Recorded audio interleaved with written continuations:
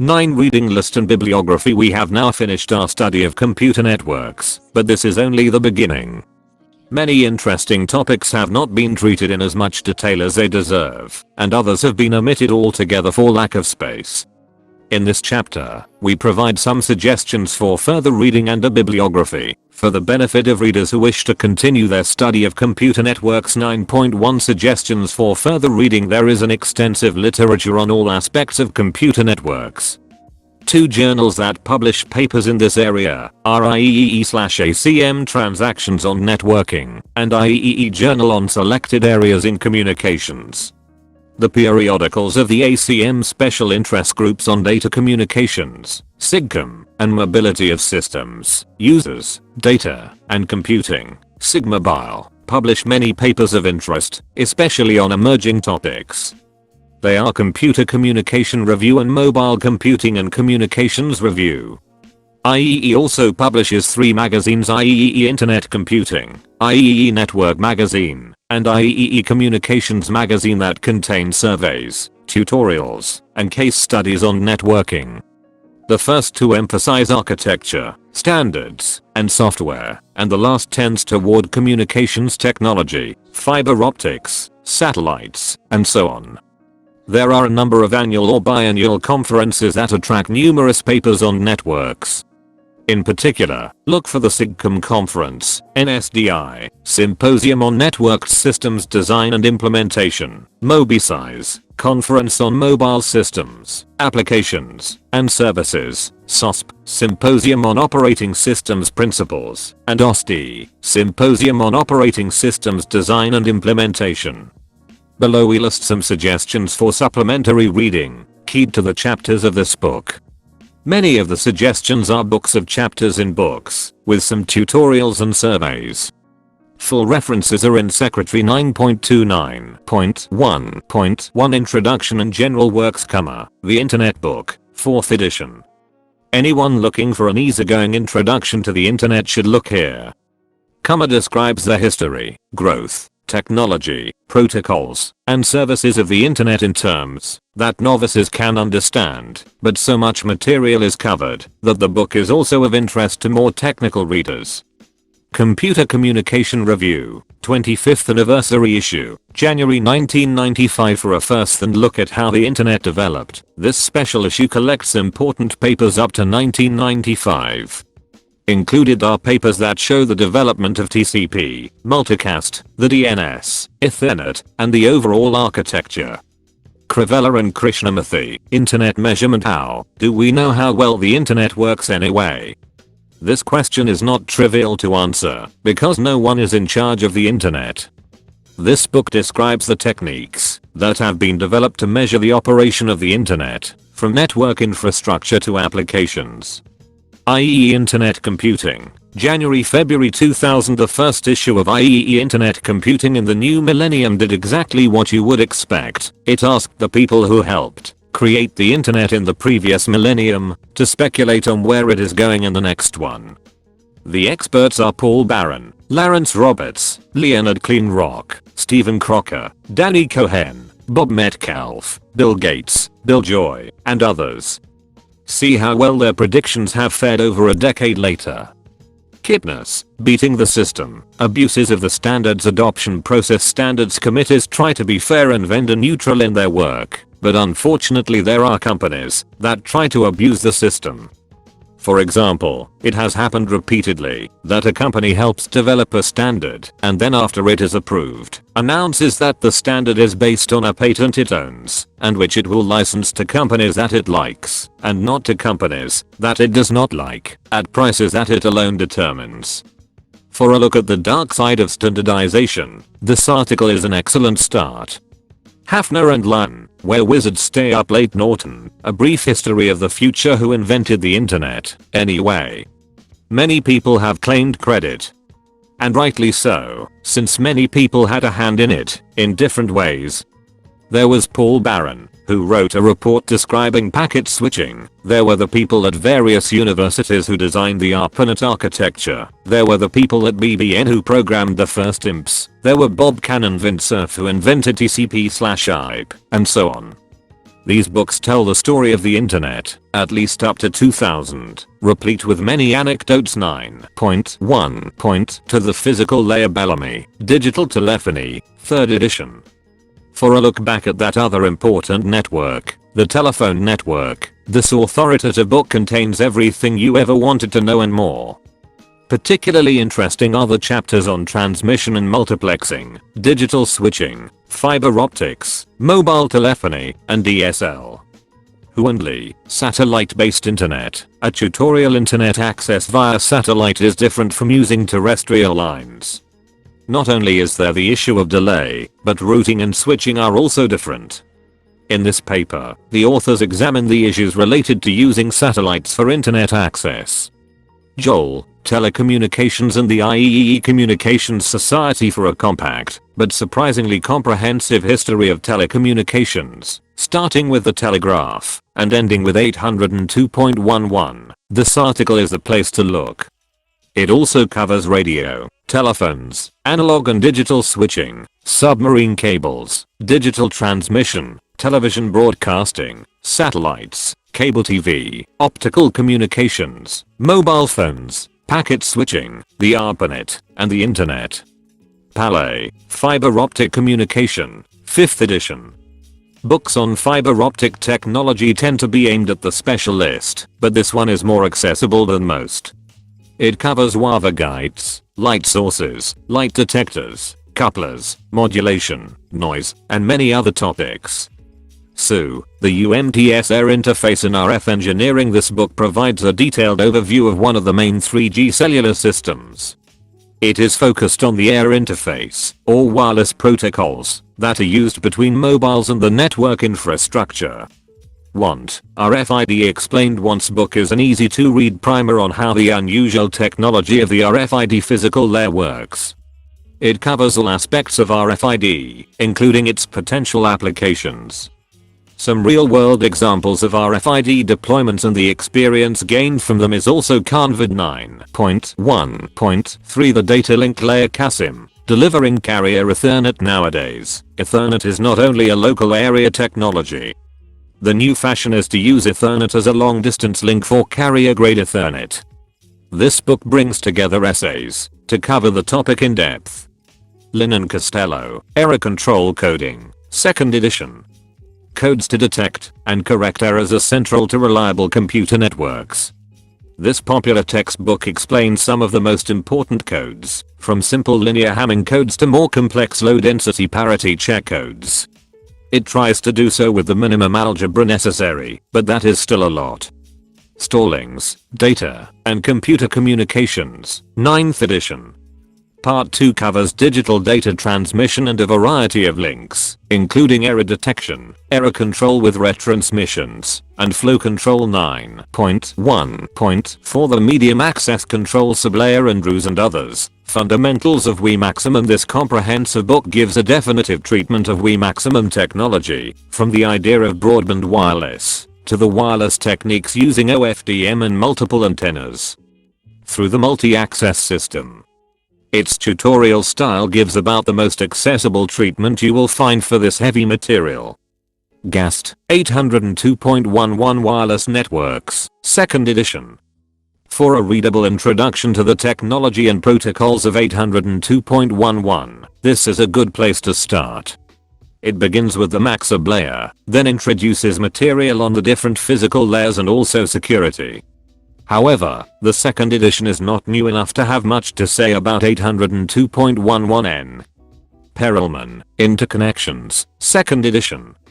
For an authoritative, but entertaining treatment of bridges, routers, and routing in general, Perelman's book is the place to look. The author designed the algorithms used in the Ieee 802 spanning tree bridge, and she is one of the world's leading authorities on various aspects of networking. 9.1.5 The Network Layer, Internetworking with TCP/IP, Volume 1, 5th edition. Kummer has written the definitive work on the TCP/IP protocol suite, now in its 5th edition. Most of the first half deals with IP and related protocols in the network layer. The other chapters deal primarily with the higher layers and are also worth reading. Grayson and others. Ieee designed for mobile networks. Traditional telephone networks and the internet are on a collision course, with mobile phone networks being implemented with Ieee on the inside.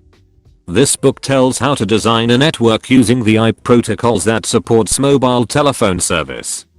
Hutima, Routing in the Internet, 2nd edition. If you want to gain a deep understanding of routing protocols, this is a very good book. Both pronounceable algorithms, for instance, RIP and CIDR, and unpronounceable algorithms, for instance, OSPF, IGRP, and BGP, are treated in great detail. Newer developments are not covered, since this is an older book, but what is covered is explained very well. Kudley and Perkins, Mobile Internet Working with IPv6. Two important network layer developments are presented in one volume, IPv6 and Mobile Ieee. Both topics are covered well, and Perkins was one of the driving forces behind Mobile Ieee. Nuxi and Papagianaki, Design, Measurement, and Management of Large-Scale Ieee Networks. We talked a great deal about how networks work, but not how you would design, deploy and manage one, if you were an ISP. This book fills that gap, looking at modern methods for traffic engineering, and how ISPs provide services using networks. Perelman, Interconnections, 2nd edition. In chaps 12 through 15, Perelman describes many of the issues involved in unicast and multicast routing algorithm design, both for wide area networks and networks of LANs. But by far, the best part of the book is chapter 18, in which the author distills her many years of experience with network protocols into an informative and fun chapter. It is required reading for protocol designers. Stevens, TCP/Ieee Illustrated, Volume 1 Chapters 3 to 10 provide a comprehensive treatment of Ieee and related protocols, ARP, RARP, and ICMP, illustrated by examples. Varghese, Network Algorithmics. We have spent much time talking about how routers and other network elements interact with each other. This book is different. It is about how routers are actually designed to forward packets at prodigious speeds. For the inside scoop on that and related questions, this is the book to read. The author is an authority on clever algorithms that are used in practice to implement high-speed network element in software and hardware. 9.1.6 The Transport Layer, Internetworking with TCP/Ieee, Volume 1, 5th edition. As mentioned above, Kummer has written the definitive work on the TCP/Ieee protocol suite. The second half of the book is about UDP and TCP. Ferrell and Cahill, Delay and Disruption Tolerant Networking. This short book is the one to read for a deeper look at the architecture, protocols, and applications of challenged networks that must operate under harsh conditions of connectivity. The authors have participated in the development of DTNs and the IETF DTN research group. Stevens, TCP/Ieee Illustrated, Volume 1 Chapters 17 to 24 provide a comprehensive treatment of TCP illustrated by examples. 9.1.7 The Application Layer, Berners-Lee and others, The World Wide Web. Take a trip back in time for a perspective on the web and where it is going by the person who invented it and some of his colleagues at CERN.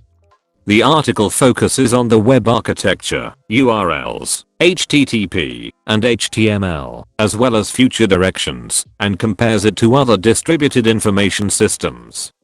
Held, A Practical Guide to Content Delivery Networks, 2nd edition.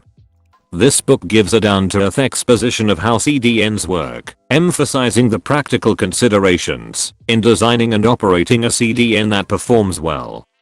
Hunter and others, Beginning XML, 4th edition. There are many books on HTML, XML and web services. This 1000-page book covers most of what you are likely to want to know. It explains not only how to write XML and XHTML, but also how to develop web services that produce and manipulate XML using AJAX, SOAP, and other techniques that are commonly used in practice. Krishnamurthy and Rexford, Web Protocols and Practice. It would be hard to find a more comprehensive book about all aspects of the web than this one. It covers clients, servers, proxies, and caching, as you might expect. But there are also chapters on web traffic and measurements, as well as chapters on current research and improving the web. Simpson, Video Overripe, 2nd edition. The author takes a broad look at how IP technology can be used to move video across networks, both on the internet and in private networks designed to carry video. Interestingly, this book is oriented for the video professional learning about networking, rather than the other way around.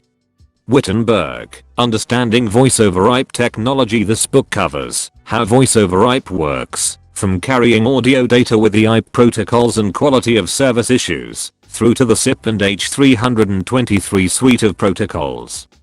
It is necessarily detailed given the material, but accessible and broken up into digestible units. 9.1.8 Network Security. Anderson, Security Engineering, 2nd edition. This book presents a wonderful mix of security techniques couched in an understanding of how people use and misuse them. It is more technical than Secrets and Lies, but less technical than network security, see below. After an introduction to the basic security techniques, entire chapters are devoted to various applications, including banking, nuclear command and control, security printing, biometrics, physical security, electronic warfare, telecom security, e-commerce, and copyright protection. Ferguson and others, Cryptography Engineering. Many books tell you how the popular cryptographic algorithms work. This book tells you how to use cryptography, why cryptographic protocols are designed the way they are, and how to put them together into a system that will meet your security goals. It is a fairly compact book that is essential reading for anyone designing systems that depend on cryptography. Friedrich, Steganography in Digital Media. Steganography goes back to ancient Greece, where the wax was melted off blank tablets, so secret messages could be applied to the underlying wood before the wax was reapplied. Nowadays, videos, audio, and other content on the internet provide different carriers for secret messages. Various modern techniques for hiding and finding information in images are discussed here. Kaufman and others, Network Security, 2nd edition. This authoritative and witty book is the first place to look for more technical information on network security algorithms and protocols. Secret and public key algorithms and protocols, message hashes, authentication, Kerberos, PKI, IPsec, SSL/TLS, and email security are all explained carefully and at considerable length, with many examples. Chapter 26, on security folklore, is a real gem. In security, the devil is in the details.